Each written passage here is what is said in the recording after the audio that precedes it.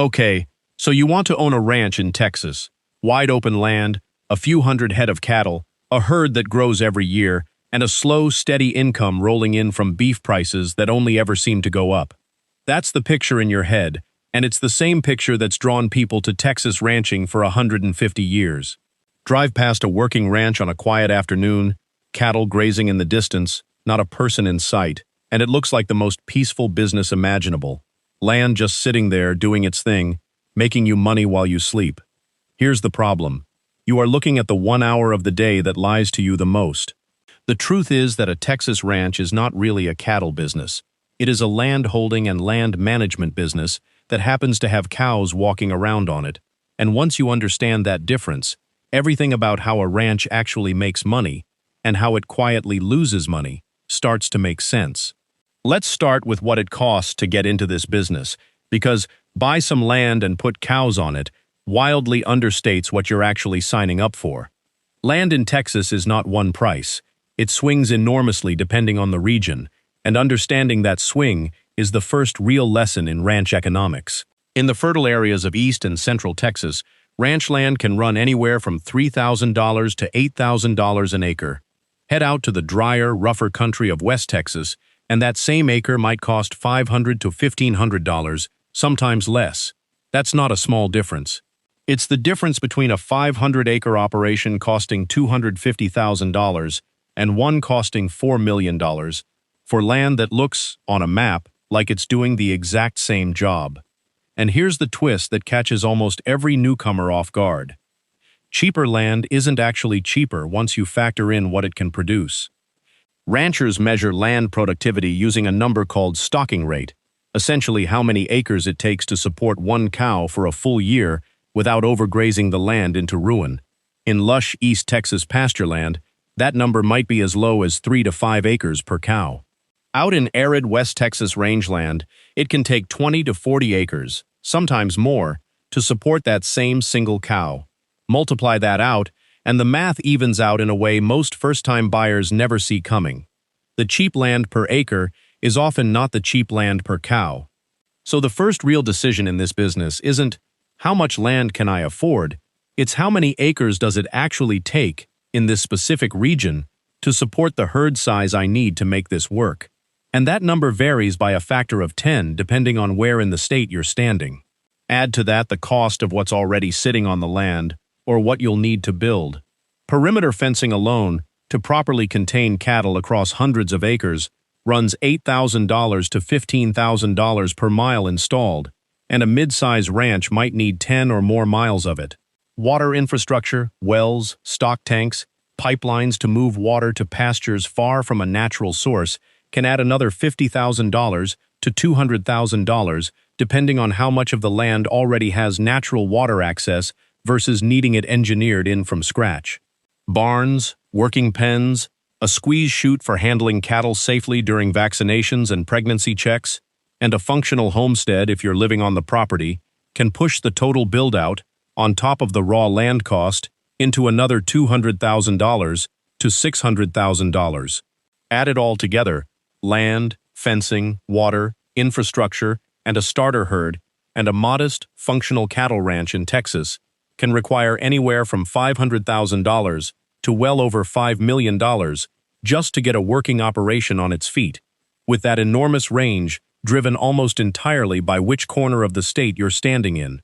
Now let's talk about the herd itself, because this is where the naive mental model, buy some cows, watch them multiply, sell the calves, really starts to break down.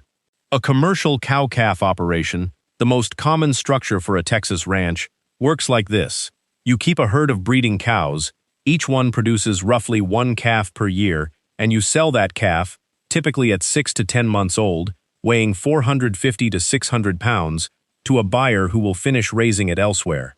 A single breeding cow, once you factor in her purchase price, typically $1,200 to $2,500 depending on breed and age, plus her annual feed, mineral supplements, veterinary care, and her share of the land's carrying costs somewhere around $600 to $1,000 a year just to maintain, before she's produced anything.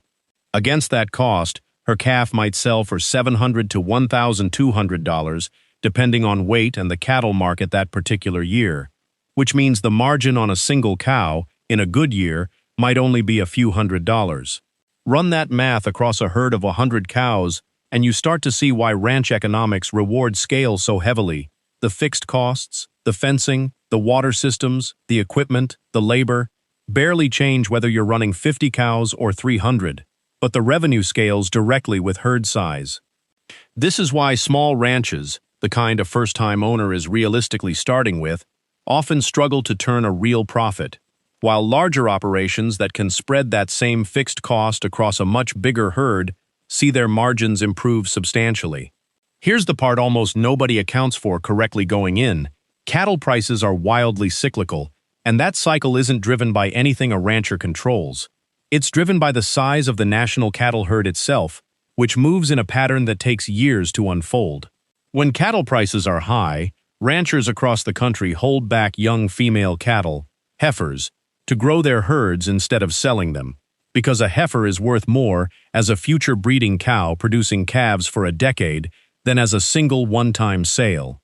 That collective decision, made independently by thousands of ranchers all responding to the same price signal, shrinks the number of cattle available for sale in the short term, which pushes prices even higher.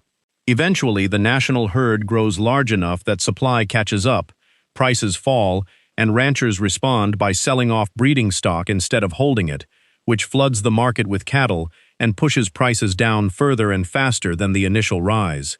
This entire cycle, from trough to peak and back to trough, typically takes 8 to 12 years to complete, driven by biology as much as economics, since it takes roughly 2 years from the decision to hold back a heifer to producing her first sellable calf.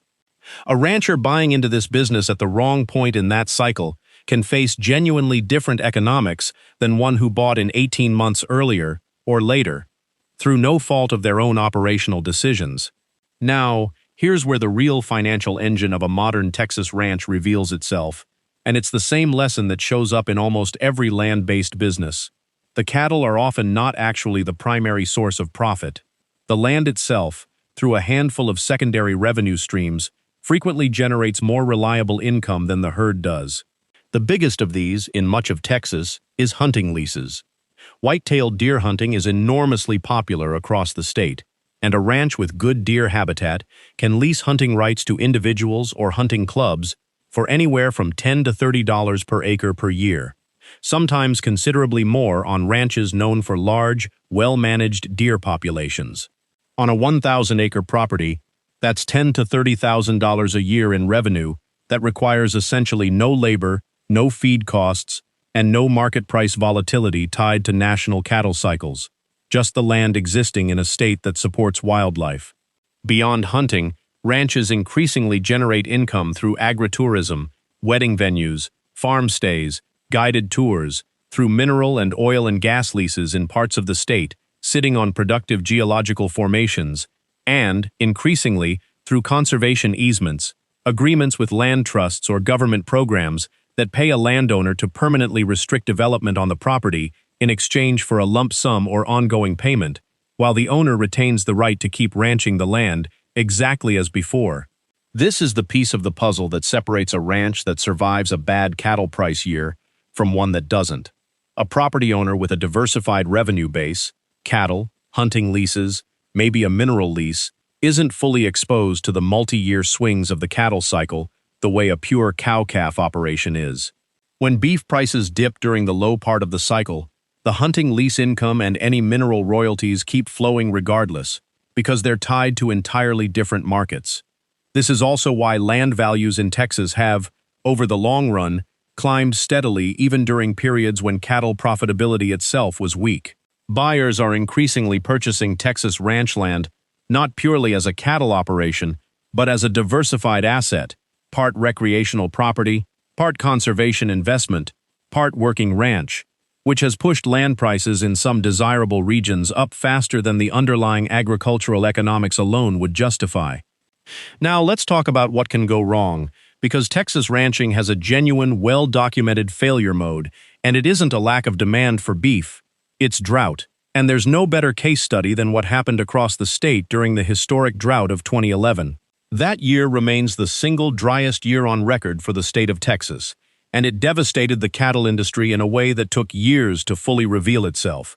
Pastures that would normally support a cow on 10 or 15 acres couldn't support one on 40 because the grass simply didn't grow.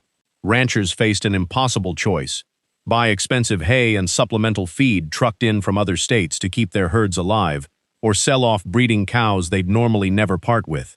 Cows representing years of careful genetic selection, just to reduce the number of mouths the land had to feed. Across the state, the Texas cattle herd shrank by well over 1 million head in the years following that drought, the sharpest contraction in the state's modern ranching history. And here's the part that matters for anyone thinking about the long game of this business. Rebuilding a breeding herd after a drought like that isn't fast. It takes years to breed back up to the same herd size, because you can't simply buy your way back to where you were. Replacement heifers become expensive and scarce exactly when every other rancher in the region is trying to rebuild at the same time, which pushes the price of breeding stock up right when ranchers can least afford it. Some family operations that had survived on the same land for 3 or 4 generations didn't recover from that single drought year at all, forced to sell the land itself rather than rebuild the herd. The structural lesson here is the same one that shows up across other land-based and livestock businesses. A ranch that looks financially sound in a normal rainfall year can be one severe drought away from a multi-year setback that has nothing to do with cattle prices, management skill, or market demand.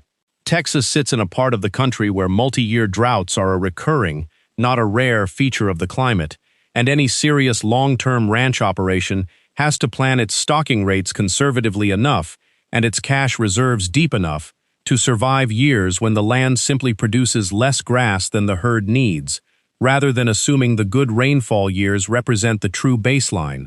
So how does a ranch actually make money, in plain mechanical terms, once you've accounted for all of this? The core engine for a straightforward cow-calf operation looks like this. Fixed annual costs, property taxes. Though Texas offers significant reductions through agricultural valuation for land actively used in qualifying agricultural production, equipment maintenance, fencing repair, veterinary care, insurance typically run $30,000 to $80,000 a year for a mid-size operation, depending heavily on herd size and infrastructure age. Against that, each cow-calf pair might generate $200 to $500 in annual net margin in a reasonably good year, once you've accounted for her feed, her share of land cost, and her calf's sale price. That means a ranch needs somewhere around 150 to 300 breeding cows just to comfortably cover its fixed costs and generate a real return, a herd size that, depending on regional stocking rates, might require anywhere from 1,000 to 10,000 acres of land, again showing just how much that regional stocking rate number drives the entire scale of investment required to make the business work at all. This is exactly why so many working Texas ranches supplement cattle income with hunting leases, mineral royalties, or agritourism, because those revenue streams don't require the same enormous acreage-to-profit ratio that a pure cattle operation demands. A 500-acre property that could never comfortably support a large enough cattle herd to be profitable on its own might generate meaningful, stable income purely from a well-managed deer hunting lease, turning marginal cattle land into a genuinely profitable smaller acreage operation once the revenue base is properly diversified. Now, let's put the whole picture together, because there are two very different outcomes here depending on the decade you happen to be operating in. In the optimistic scenario, you bought in during a favorable point in the cattle cycle. Your region has received normal rainfall. You've diversified into hunting leases or mineral income, and your stocking rate is conservative enough to survive a dry year without a crisis.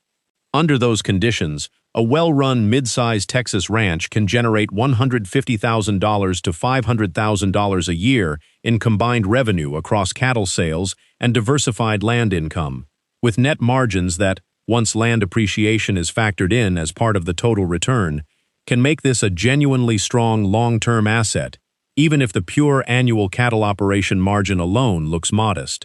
In the realistic scenario, a few ordinary things go wrong that aren't exotic at all for this business. A multi-year drought forces herd reduction right as cattle prices happen to be in the low part of their cycle. Fencing and water infrastructure, aging from decades of Texas heat, need more repair than budgeted. A hunting lease client doesn't renew, and finding a replacement takes a season longer than expected. Under those conditions, the same ranch can slide from a comfortable annual surplus into a multi-year stretch of breaking even or drawing down savings, even while the land itself, viewed purely as a long-term asset, continues quietly appreciating in value regardless of how the operating business performed that particular year. And that's really the final, quiet truth of Texas ranching. Almost none of the real financial story shows up in a single year's cattle sales.